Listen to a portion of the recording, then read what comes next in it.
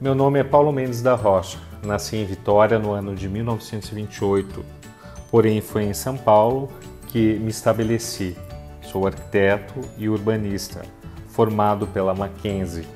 Pertenço a uma escola modernista de arquitetura que foi liderada por Vila Nova Artigas, o qual defendia uma arquitetura socialmente responsável, limpa, clara, honesta com seus materiais e que associava a técnica com a estética.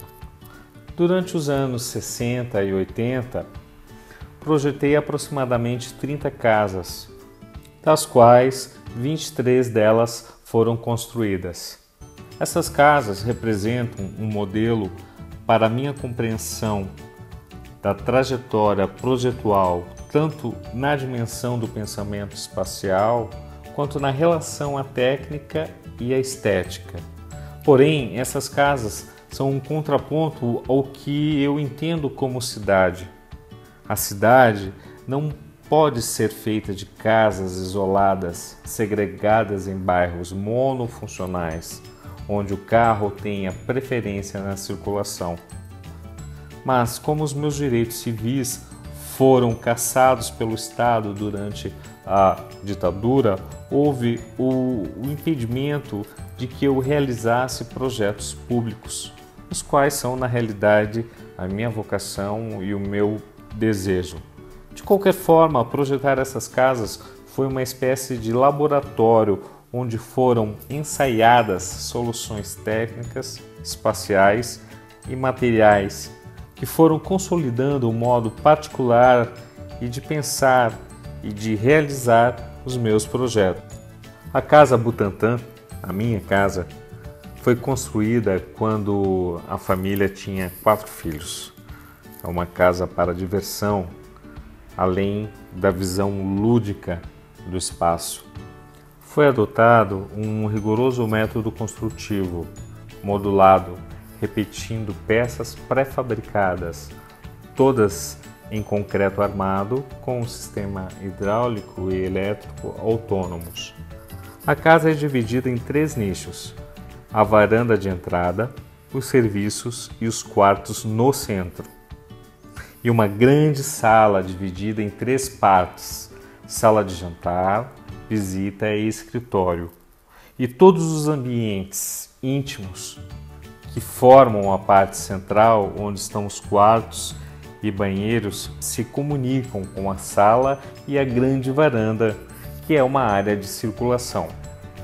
Uma área comum contém os 3 quartos e um banheiro que são compartilhados.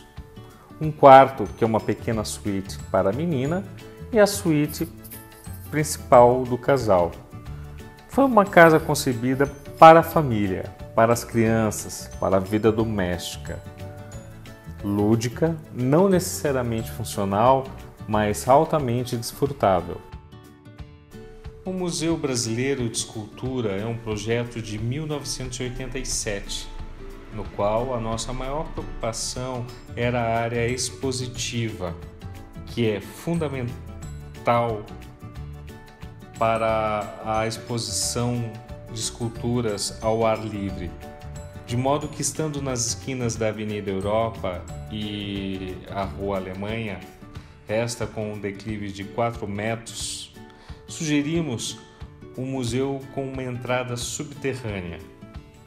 O museu embaixo é composto por 3 pavilhões de 20 metros de distância cada, com uma altura um pouco mais de 2 metros, marcando assim a referência de escala das esculturas e dos visitantes.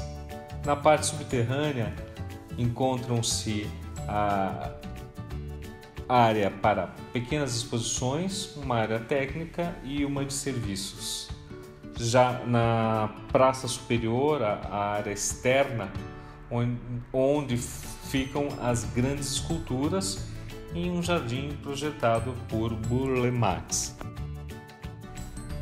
O ginásio do Clube Atlético está localizado em São Paulo, no bairro Jardim das Américas. foi um projeto que fiz para concorrer e que acabou, felizmente, sendo executado por mim em 1961. Em sua proposta inicial, era previsto uma praça acima da cobertura do ginásio, fazendo com que houvesse uma interação da rua e seus usuários. Porém, quando foram feitas as análises do terreno para dar início à obra, se constatou a presença de um lençol freático, fazendo com que a interação proposta inicialmente fosse projetada e o ginásio ficasse semi-enterrado. Minha proposta, então, foi fazer 6 pilares escultóricos que tocassem o chão minimamente, sem perder seu impacto e robustez, colocados de maneira circular na implantação. O vão interno possui 35 metros de diâmetro. É coberto por treliças metálicas radiais que se apoiam nesses pilares, contendo no seu centro cabos de aço atirantados e ancorados nos pilares. O que, porém, acontece, a cobertura do ginásio ganha um destaque relativamente positivo na paisagem, harmonizando perfeitamente com seu entorno.